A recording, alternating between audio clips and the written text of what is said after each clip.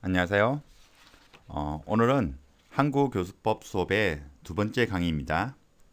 한국어 말하기 교수법에 대해서 공부해 보도록 하겠습니다. 자, 먼저 1장은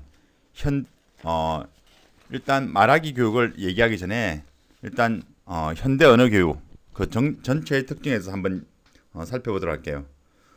지난 1강에서 얘기한 것처럼 언어 교육은 이제 예전에 문법 번역식, 그러니까 이제 뭐 라틴어로 된 성경이나 또 여러 자료들을, 고전 문헌들을 이제 자기 나라 말로 번역하는 거, 그게 언어 교육의 이제 핵심이었고 계속 이어져 온 거였어요. 그러다가 이제 세계 대전을 겪으면서 이제 빨리 그 언어를 익히고 또 빨리 사용할 수 있는 것, 그것이 필요했기 때문에 이제 청각 구두식 교수법, 듣고 따라하고 듣고 따라하는 그런 식으로 이제 교수법이 진행됐는데, 이러한 문법 번역식 교수법과 또한 청각 구두식 교수법은 이제 문법을 중요시하고 또 말하기를 중요시한다. 이거는 좀 다르겠지만 결국 이제 교사가 가르치고 있는 교사가 모든 걸 다 컨트롤하고 움직이는 수업이었어요. 이제 그 이후에 이제 언어 교육이 쭉 발전해 오다가 여러 가지 뭐 직접 교수법이니 또 여러 가지 인지주의 교수법, 여러 교수법이 있다가 이제 1990년대 들어서 이제 의사소통 중심으로 이제 언어 교육이 발전하게 됐어요. 그리고 이제 그래서 언어 교육은 이제 너무 정확성에 초점을 맞추는 것보다 의사소통이 중심으로 돼 가지고 이 언어를 배운다는 게 결국 이제 사람 간의 의사소통, 이게 목적인 거였어요. 그래서 그 이후에 이제 다시 또 의사소통 중심으로 이제 모든 언어 교육이 다 바뀌었다가 지금은 이제 과제 중심으로 그렇게 좀 이제 진행되고 있어요. 자, 그러한 흐름 가운데 현대 언어 교육, 지금의 언어 교육 특징에 대해서 먼저 한번 살펴보겠습니다. 자, 지금의 언어 교육 특징은 첫 번째로 의사소통을 목적으로 하는 거예요. 그래서 현대 언어 교육은 의사소통을 목적으로 하는데, 그래서 이제 언어 교육은 언어를 의사소통의 도구로 인식하여 상황에 맞게 사용하는 효율적인 의사 전달 학습으로 이해되었어요. 그래서 목표 언어 체계는 이제 문형의 반복적인 지도, 그러니까 이제 청각 구두식 교수법의 이런 반복적인 지도보다는 의사소통을 위해 노력하는 과정을 통해서 가장 잘 학습된다, 이렇게 이해한 거였어요. 그래서 의사소통은 그 언어 교육의 목적인 동시에 또한 수단이며 또한 교수법이 되는 거였어요. 자, 그리고 두 번째, 언어의 형태보다는 의미를 강조하게 됐어요. 자, 1번에 의사소통을 중시한다고 했는데, 자, 이것은 언어의 형태보다는 의미를 강조한다는 말이에요. 유의미한 언어 사용을 위해서는 개별적인 문장보다는 이 맥락이 있는, 그 흐름이 있는 담화가 수업에서 다루어지며, 또한 대화를 사용할 때 그 대화를 암기하고 그 문형을 외워서 그냥 말하는 것이 아니라 의사 전달이라는 그 기능에 중점을 두게 된 거예요. 그래서 학습자들은 언어 구조가 아닌 언어에 전달되고 있는 내용에 대한 관심으로 자, 이렇게 해서 수업이 진행되는 거였어요. 자, 그리고 세 번째, 언어의 유창성과 수용성을 주된 목표로 삼는다 라고 했는데, 자, 효과적인 의사 전달을 위해서는 언어의 유창성을 주된 목표가 되며 정확도에는 그렇게 신경 쓰지 않아도 된다. 정확도는 좀 틀리더라도 좀 유창하게 얘기하는 게 주된 목적이 됐어요. 자, 그리고 네 번째는 서로 간의 상호작용이 중요하다.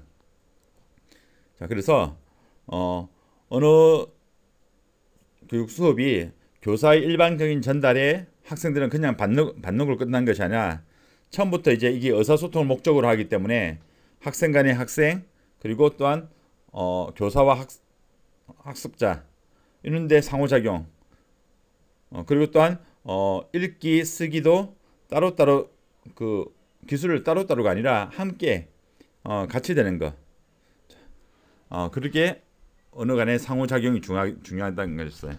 그래서 이 네 가지가 현대 언어 교육의 특징이고, 네 번째로 살펴볼 것은 구어에 대한 살펴볼 건데, 구어는 입말, 자, 입으로 말하는 거예요. 입으로 나는 소리, 이거 구어인데, 보통 우리가 쓰기 할 때 글로 쓰는 거는 문어란 말을 써요. 자, 그래서 구어의 특징을 먼저 살펴보면 구어는 어떤 의미를 전달하기 위해서 음성, 즉 소리를 기호로 사용한 것을 구어라고 해요. 그래서 보통 이제 일반적인 음성으로 나타내는 대화에서 쓰이는 말인데 이때 주로 화자와 즉 말하는 사람과 청자, 듣는 사람이 서로 보면서 말을 주고받는 것이므로 몸짓 또한 청자의 반응 같은 언어 외적인 요인이 수업의 보조 수단으로 사용된다는 거예요. 자, 그리고 또 세 번째는 말하는 속도, 그리고 고저, 높낮이, 그리고 강약, 강하게, 약하게, 그리고 어조 등이 말의 의미 전달에 아주 중요한 구실을 한다는 거예요. 그리고 또한 네 번째, 문장 성분의 생략이 많다. 아무래도 이제 실제 보고 대화로 하는 경우가 많다 보니까 이 대화 상황에서는 서로 공통적으로 알고 있는 부분은 그 대화에서 생략시키는 경우가 많아요. 그러다 보니까 이 구어의 특징은 문장 성분의 생략이 많고 그냥 얘기 들으면 그냥 응 그래 나도 이런 식으로 그냥 얘기하는 경우가 많다는 거예요. 그 다음에 다섯 번째는 반복이나 도치, 수정 등이 많다. 자, 반복. 어떤 했던 걸 다시 계속해요. 했던 말을 다시 하는 거. 반복하다. 도치라고 하면 어떤 그 순서를 좀 바꾸는 거예요. 예를 들면 이제 한국에서도 강조하기 위해서 그래서 이제 뭐 나는 너를 사랑한다인데 너라는 강조하기 위해서 너를 먼저 얘기하고 나는 사랑한다 이렇게 얘기할 수도 있어요. 그래서 이 도치 순서를 좀 바꾸는 거예요. 그래서 어떤 보면 그 구어의 특징에 가까운 그 노래 가사들 같은 경우는 이제 이게 도치가 자주 나타나요. 그 수정은 이제 했던 내용을 다시 고치는 거. 말했다가 그게 아니고 말하면서 다시 말로 수정해요. 자, 여섯 번째는 간투사를 쓰는 경우가 많던데 이거는 이제 중간에 말하다가 중간에 쉬는 부분, 그걸 휴지라고 하는데 휴지 부분. 그래서 말하다 중간에 쉬는 부분 휴지나 아니면 머뭇거림, 말하다가 말하는데 실수하고 말 잘 못하는 경우 그런 것을 줄이기 위해서 중간에 그러니까 이런 식으로 별 의미는 없지만 중간에 들어가는 말들이 있어요. 자, 그런 것을 간투사라고 하는데 이 간투사를 쓰는 경우가 많아요. 나중에 말소리 특징에서 나오겠지만 이 간투사 그 음이나 이 간투사를 얘기하면서 사람들은 머릿속에 할 말을 해서 정리하기도 해요. 자, 그래서 간투사를 구어에서는 많이 사용하고 일곱 번째는 말의 맥락, 즉 말의 그 흐름과 관련되는 구어 사용의 일반적인 규칙이 있어요. 자, 구어도 그냥 단순하게 말하는 게 아니라 하나의 언어 체계이기 때문에 그 안에 일반적인 규칙이 다 있는 거예요. 자, 그리고 안부, 초대, 제안, 사과 등과 같은 상호작용의 유형이 이 구어에서 나타난다는 거예요. 자, 두 번째는 구어의 유형이에요. 구어의 유형에 대해서 브라운이라는 학자가 쓴 책 원리에 의한 교수란 책에 보면 그 책의 2001년도 판에 308페이지와 309페이지에 구어를 도표로 분리했어요. 자, 그 도표를 보면 구어를 독백과 대화로 나누어서 말하고 있는데 독백은 연설이나 강의 또는 읽기, 뉴스 보도 등과 같이 화자, 즉 말하는 사람이 일정 시간 혼자 말하는 것을 독백이라고 해요. 자, 이에 반해 대화는 두 명 이상의 화자 사이에 일어나는 상호작용, 그러니까 두 사람 이상이 서로 이야기를 하면서 상호작용을 하는 것을 대화라고 해요. 자, 이 독백에는 먼저 계획적 독백과 비계획적 독백으로 나눠지는데 계획적 독백이란 독백은 연설과 원고가 준비되어 있어요. 그래서 일방적으로 반복적인 표현이 없이 상대적으로 이야기에 힘이 많이 들어요. 자, 그러나 비계획적 독백은 적석 강의나 또는 대화 도중에 혼자 말하는 것 이런 것들에서 중복된 표현이 많고 전반적으로는 이해하기 쉬워요. 이런 것들을 비계획적 독백이라고 해요. 그리고 대화는 두 사람 이상이 하는 건데 그 대화에서는 어떤 사교적인 거, 관계의 형성을 위한 대화가 있고 또는 어떤 정보를 얻기 위한 정보 교류적 대화가 있어요. 자, 사교적 대화도 이제 대화에 참여하는 사람들이 낯선 관계에서 잘 모르는 관계에서 어떤 관계를 형성하기 위한 이런 대화를 하는 거 있고, 또 어떤 경우는 아주 친밀한 관계에서 서로 잘할 때 또 그런 대화가 있고, 또한 정보 교류적 대화도 낯선 관계에서 하는 것과 친밀한 관계가 있어요. 자, 이것은 이 대화의 관계를 이제 그 예를 들어서 보면, 자, 첫 번째는 낯선 관계에서 사교적 대화예요. 자, 서로 모르는 사람, 모르는 관계이지만 어떤 뭐 사교적 관계나 아니면 어떤 일 때문에 서로 만나는 경우에요. 자, 그래서 뭐 식당의 종업원과 또는 손님, 그리고 물건 사러 갔을 때 거기서 만나서 얘기하는 거. 자, 그런 것들이 주로 여기에 속해요. 자, 예를 들어 보면 어서 오세요. 모두 세 분이세요? 아니요, 조금 후에 한 사람이 더 올 거예요. 자, 이리 앉으세요. 무엇을 드시겠어요? 자, 이렇게 식당에서 관계, 낯선 관계에서 사교적 대화예요. 자, 두 번째는 친밀한 관계에서 일반적인 사교적 대화인데, 여기는 이제 아주 두 사람이 대화하는 두 사람이 친한 관계예요. 서로 잘 알아요. 자, 그럴 때 보면, 마이클, 이번 주 토요일에 시간 있어? 왜? 이번 토요일이 제니 생일이야. 그래? 그러니까 그날 다른 친구하고 같이 파티하자. 하면, 그래. 그래서 이 친밀한 관계의 사교적 대화는, 생략이 많아요. 왜? 서로가 어떤 아는 공유되고 있는 것이 많고 친밀하기 때문에 굳이 문장을 길게 얘기 안 해요. 그래서 이때는 생략이 많이 나타나고, 아까 위에서 본 낯선 관계의 대화에서는 생략이 없고 그러니까 전체를 문장을 다 정확하게 얘기해 주는 거예요. 왜? 서로가 공유되는 것이 없기 때문에. 자, 그리고 정보 교류적 대화를 보면, 낯선 관계의 정보 교류적 대화는 이제 어떤 정보를 알려주는 것. 그래서 지금 요 예문은 이제 기차역에서 안내 방송이에요. 자, 그래서 고객 여러분께 안내 말씀을 드리겠습니다. 6시 35분에 출발하는 목포로 가는 KTX 210 열차의 개표를 시작하겠습니다. 승차권을 가지고 계신 승객께서는 개표를 마치신 후 9번 타는 곳으로 가시기 바랍니다. 자, 이렇게 이런 어떤 정보를 알려주는데 이 대상이 전혀 모르는 사람이에요. 그러다 보니까 이럴 때는 약간 격식적인 표현을 주로 많이 사용해요. 격식적인 표현을 쓰고 어떤 정보를 제공해 주는 거. 자, 그 다음 친밀한 관계에서 정보 교류. 자, 여기도 보면 바트씨, 우리 시험이 언제예요? 알아요? 몰라요. 아마 TNC가 알아요. 그래요? TNC 전화번호 알아요? 네, 잠깐만요. 여기서요. 010-754-9831이에요. 자, 이렇게 친밀한 관계에서 서로 어떤 정보를 알기 위해서 이렇게 대화를 해요. 그래도 좀 편안하게. 그리고 뭐 관계적인 것들, 필요한 것들 정보를 이렇게 나누는 거. 그래서 대화는 이렇게 네 가지로 구분할 수 있는 거예요. 자, 그러면 이제 3장에서는 말하기를 살펴볼 거예요. 자, 말하기는 언어의 4기능, 즉 말하기, 듣기, 읽기, 쓰기, 요 중에서 이제 한 개예요. 그러면 이제부터는 말하기가 뭔지 볼게요.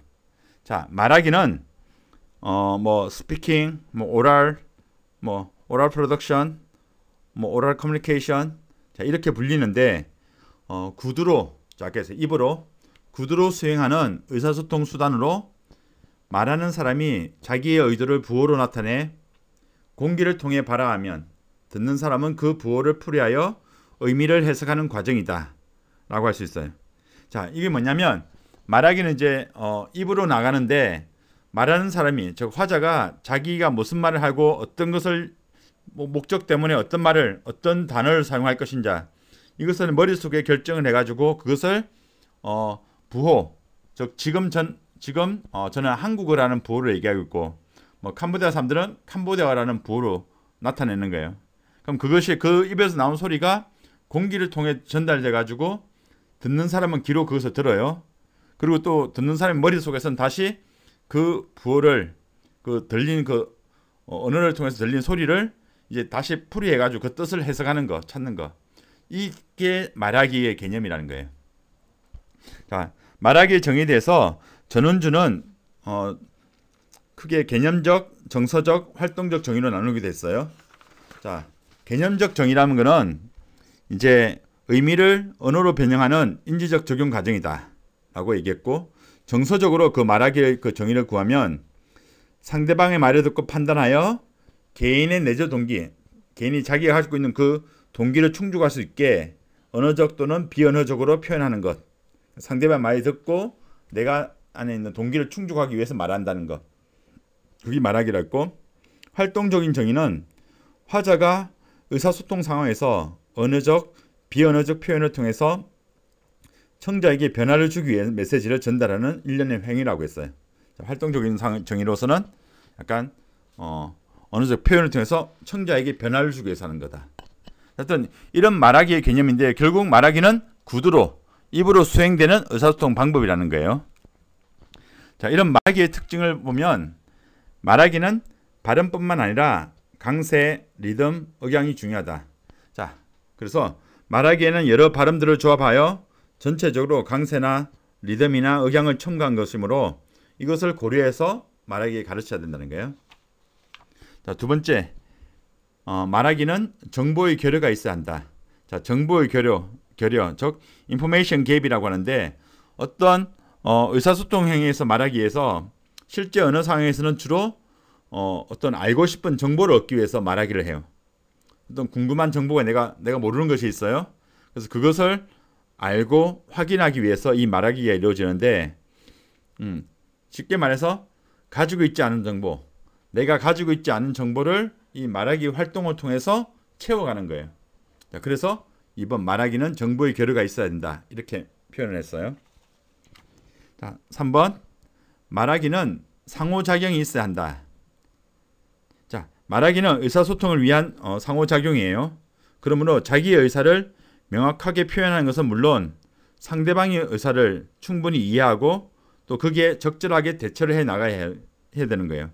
자, 이것이 전제된 후에도 서로가 요구하고 얻고자 하는 정보가 같을 수만은 없기 때문에 말하기는 상호작용 속에서 참여자 간의 계속된 의미 협상의 과정이라고 했어요. 그래서 말하기란 것은 한쪽 일방적인 게 아니라 서로가 말하는 사람, 화자, 청자, 이것이 또 바꿔가면서 다시 또 화자, 청자가 되면서 자기의 필요한 정보를 얻어가고 또 그런 것을 계속 찾는 그런 과정이라는 거예요.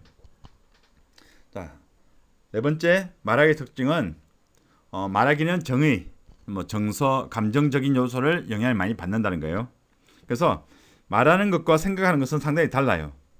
자, 생각은 그냥 누구나 다 머릿속에 할 수 있지만 말하기를 할 때는 대화 상대장의 그 환경에 대한 고려 등 여러 가지 제약을 많이 받아요. 그것 또한 말할 때 내가 실수하면 어떻게 하지? 그런 부담감, 그런 것들이 많아서 그런 것들 때문에 약간 감정의 영향을 받아서 말하기가 잘 못하는 경우도 있어요. 그래서 이런 것을 그런 두려움이 있는 것을 낮춰주는 환경을 만들어주고, 교사는 좀 정서적으로 편안하게 그리고 이제 자연스럽게 말할 수 있도록 지도해야 되는 거예요. 자, 다섯 번째로 말하기는 비언어적인 수단을 병행해요. 자, 앞서 계속 얘기했지만 말하기는 말뿐만 아니라 몸짓 또는 얼굴 표정, 이런 비언어적 수단을 함께 사용한다는 거예요.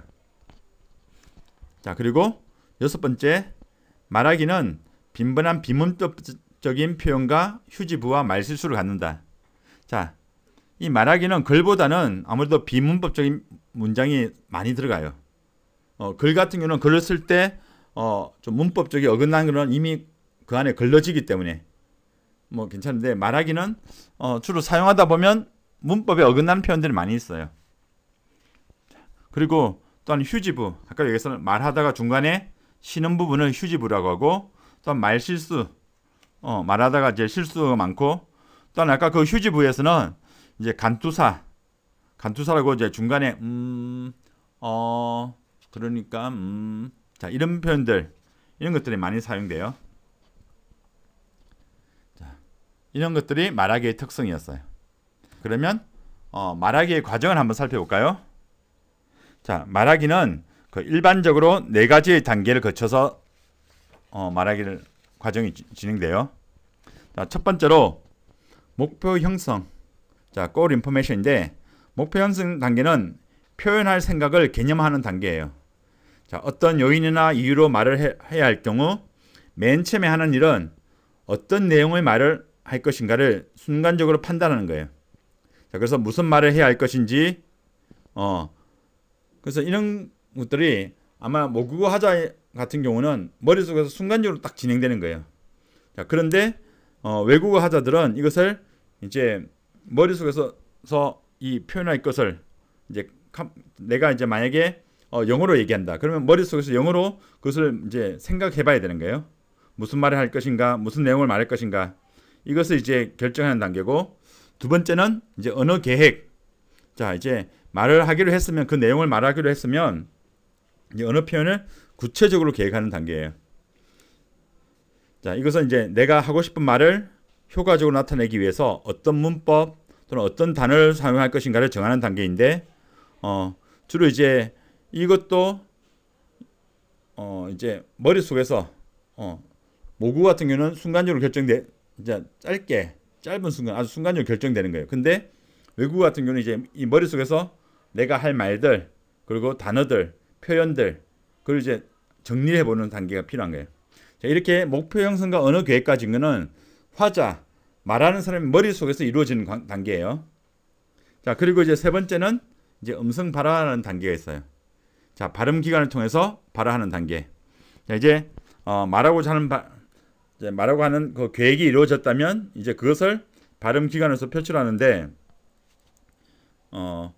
이제 여기까지 이 과정이 모국어는 이제 순간적으로 다 이루어지는 거지만, 이제 외국어의 경우는 이제 분명히 이 순간이 의식될 거예요. 물론 이제 외국어도 아주 자연스럽게 할 정도가 되면은 그냥 지나가지만, 보통 일반적인 외국어 학습자들 같은 경우는 이제 머릿속에서 이게 의식되면서 단계별로 계획이 되는 거예요. 자, 그리고 네 번째는 자기 점검의 단계. 즉 발화된 말의 효과성을 스스로 점검하는 단계예요. 보통 사람들은 말을 한 후에 자기가 한 말이 올바르게 전달되었는가, 또는 상대방이 제대로 이해했는가를 항상 점검해요. 자, 이 과정은 언제나 발화 후에 하는 것은 아니고 계획 중에도 또는 발화 후에도 또 늘 관심을 가지고 점검하는 거예요. 자, 그 결과 불충분하게 전달되었다고 판단되면 수정 및 보충으로 목표가 형성되도록 끊임없이 반복하는 거예요. 자, 이렇게 1년의 말하기 과정이 다 이루어지는 거예요. 자, 이 말하기 수업에 오늘 첫 번째 1편으로서는 여기까지 할 거예요. 그래서 현대 언어 교육의 특징, 그리고 구어에 대해서, 그리고 말하기에 대해서 수업하고, 이제 나머지 부분은 이제 다시 2로 나누어 가지고 다음 2-2에서는 이제 말하기 수업을 어떻게 진행하는지 그것을 다시 또 나눠 볼 거예요.